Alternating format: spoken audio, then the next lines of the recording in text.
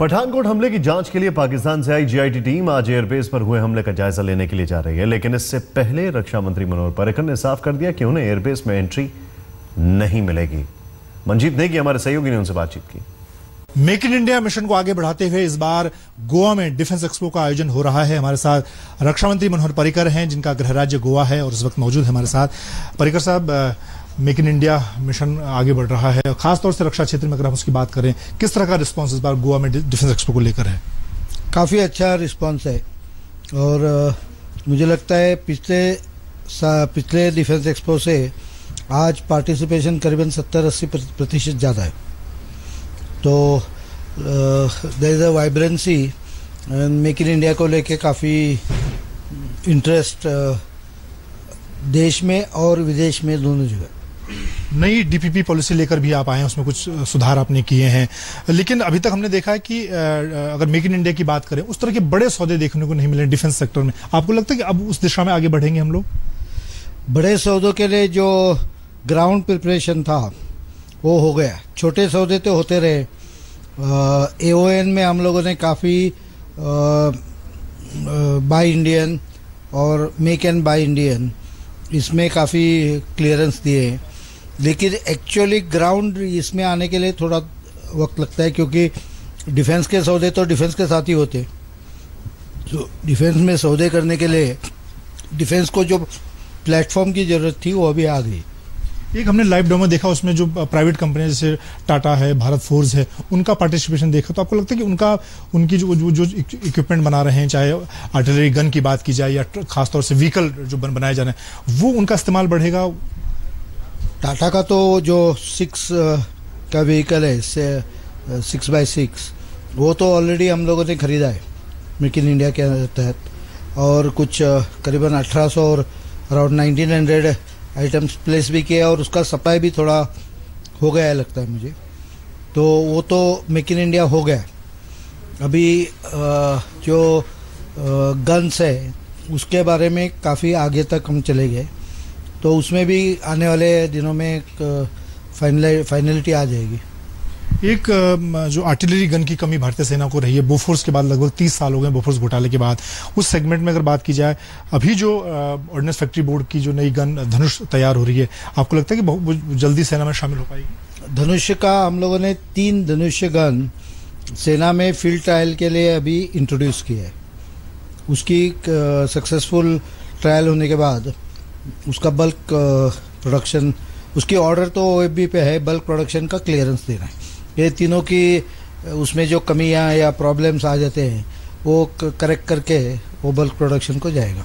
ये साल में कभी तो हो जाएगा। एक सवाल इसी डिफेंस एक्सपो को लेकर पूछना चाह रहा हूँ कि जो विदेशी कंपनियां खासतौर से, उनका रिस्पॉन्स, और अब नई डीपीपी पॉलिसी आने के बाद आपको लगता है कि कोई बड़े परिवर्तन होंगे, चीज़ें देखने को मिलेंगी? काफ़ी चीज़ें इम्प्रूव हुई है, और जो प्रोसीजर्स अभी हम लोगों ने डिफेंस प्रोक्योरमेंट प्रोसीजर में देर कम और कैलिब्रेट किए, उससे काफ़ी अहम रिजल्ट आ जाएगा। एक सवाल से डिफेंस एक्सपो से अलग हटकर, पठानकोट में जो पाकिस्तान की ज्वाइंट इंट्रोगेशन टीम पहुंची है, उसको लेकर NIA के साथ वो जांच को आगे बढ़ा रही है। ये इस सवाल को लेकर थोड़ा सा चीज़ें सामने नहीं आ पा रही हैं, थी क्या उनको परमिशन दी गई हमारे एयरबेस में घुसने की, उनको इंक्वायरी करने की? एयरबेस में परमिशन नहीं दी गई है। क्राइम सीन हम लोगों ने NIA को दिया था, जहाँ इन्वेस्टिगेशन होता है।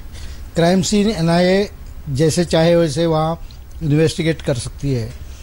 अभी जब न्यूज़ आ गए और हमें पूछा गया, तो उस समय हम लोगों ने कहा कि अगर आपको क्राइम सीन पे किसी को लाना है, वो आपकी जिम्मेदारी है, आपका निर्णय है, हम लोग उसमें बारे में कुछ नहीं बोलेंगे।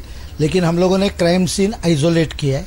क्राइम सीन एक कोने में, तो वहाँ विजुअल बैरियर और फिज़िकल बैरियर लगा के क्राइम सीन आइसोलेट करके, बाहर से क्राइम सीन के लिए NIA को परमिशन दे दी है कि आप जो चाहे वो उसमें इन्वेस्टिगेशन करो, वो उनकी जिम्मेदारी है। मैं इन्वेस्टिगेशन के बीच में नहीं आना चाहता हूँ, लेकिन एयरफोर्स बेस पे किसी को परमिशन नहीं। एक सवाल इससे कि ऐसी भी खबरें थी कि पाकिस्तान चाहता था कि जो लोग एयरफोर्स के जो लोग उसमें शामिल थे, बाकी जो हमारे फोर्सेस के, उनसे भी वो पूछताछ करना चाहते थे, क्योंकि एनआईए ने बाकी लोग जो पंजाब पुलिस के इंस्पेक्टर थे, एसपी थे, उनसे पूछताछ की, उनको परमिशन दी है। सिविलियन के बारे में मुझे मालूम नहीं, वो एनआईए की है, लेकिन मिलिट्री पर्सनल की इंटरव्यू या उनसे पूछने के लिए किसी को बाहर के देश के बाहर के लोगों को हम लोगों ने परमिशन नहीं दी है। एनआईए पूछ सकती है जो कुछ सवाल पूछना है, और एनआईए अगर चाहे तो जो उसका जवाब है वो किसी से शेयर कर सकती है, वो उनका डिसीजन है एज ए इन्वेस्टिगेटिंग एजेंसी। एक इसी से जुड़ा हुआ सवाल है सर, पाकिस्तान में एक भारतीय नागरिक जो कि पूर्व नौसैनिक बताया जा रहा है, उसको पकड़ा गया, एक उसको लेकर क्या स्टैंड है रक्षा मंत्रालय का? रक्षा मंत्री के तौर पर आप क्या कहना है, किस तरह की मदद उसको दी जा रही है या क्या जानकारी है? एक्सटर्नल अफेयर्स मिनिस्टर ने ऑलरेडी उसके ऊपर स्टैंड लिया है। भारतीय नागरिक है तो उसको कॉन्सुलर एक्सेस मांगा है, और एक्स सर्विसमैन है तो हम लोग definitely ministry of external affairs को बोले हैं, हम लोग उनको इन्फॉर्म किया है कि उसको जल्दी से जल्दी रिहा करना, उसके लिए जो कुछ करना है वो कर ले। तो अभी जिस तरह से पाकिस्तान के साथ आतंकवाद के जुड़े मुद्दों पर बातचीत चल रही है, या हमारी जो साझा चीज़ें हो रही हैं, चाहे जानकारी हो चाहे उनकी आपको लगता है कि पाकिस्तान के रुख में बदलाव आएगा आतंकवाद को लेकर, या चीज़ें आगे बढ़ेंगी?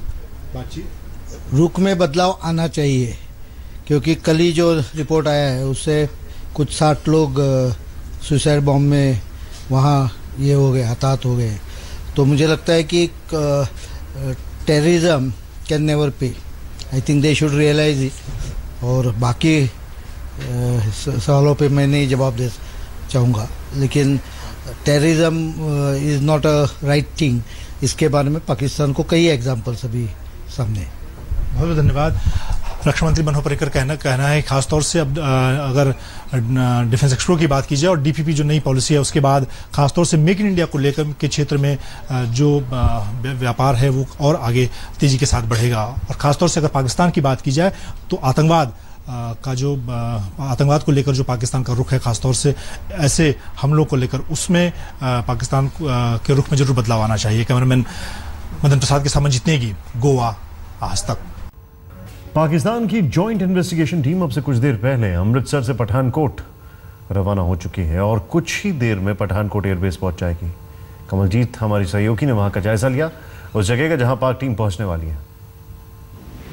हम इस वक्त पठानकोट एयरबेस के बिल्कुल बाहर हैं और आप देख सकते हैं हमारे पीछे ये वो इलाका है जहाँ पे घुसपैठ हुई थी, यहाँ पे ब्रीच हुआ था। आप देख सकते हैं एक दरवाज़ा बनाया गया है, सीमेंट को तोड़ के एक दरवाज़ा बनाया गया है।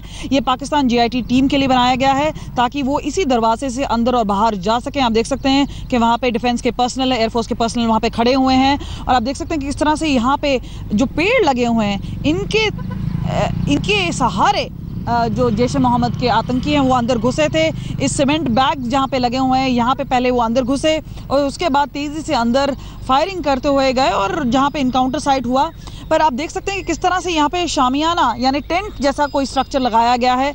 आप देख सकते हैं एक तो ये 10 मीटर की दीवार है और उसके पीछे आप देख सकते हैं कि बड़े बड़े टेंट लगाए गए हैं, सफ़ेद, लाल और पीले रंग के लगाए गए हैं। तो जाहिर सी बात है पूरा ध्यान रखा गया है कि किसी तरह से कोई सेंसिटिव एरिया या टेक्निकल एरिया नहीं दिखाया जाए इस टीम को, जो कि एक आशंका बताई जा रही थी कि शायद ये टीम, और इसी वजह से उन्हें रोड के रास्ते लाया जा रहा है। हमें बताया गया है कि अमृतसर से बाय रोड लाने का फैसला इसलिए किया गया क्योंकि अगर वो चॉपर से यहाँ पर आता है तो उन्हें एक बर्ड्स आई व्यू यानी ऊपर से पूरा इलाका नज़र आता है और इसी वजह से ये निर्णय लिया गया है। लेकिन आप देख सकते हैं किस तरह से तैयारी हो चुकी है। सिक्योरिटी फोर्सेस आप देख सकते हैं यहाँ पे पंजाब पुलिस की पूरी तैनाती हुई पड़ी है और हम देख सकते हैं कि चप्पे चप्पे पे आगे और पीछे कंटोनमेंट के हमने देखा कि काफ़ी सिक्योरिटी लगाई गई है। कैमरा पर्सन संजीव के साथ कमलजीत संधू, पठानकोट एयरबेस, आज तक। पूर्व मुख्यमंत्री हरीश जी, क्यों नहीं आप अपने घर को संभाल पाए? कैसे हुआ ये सब? देखिए, जब निरंकुश हो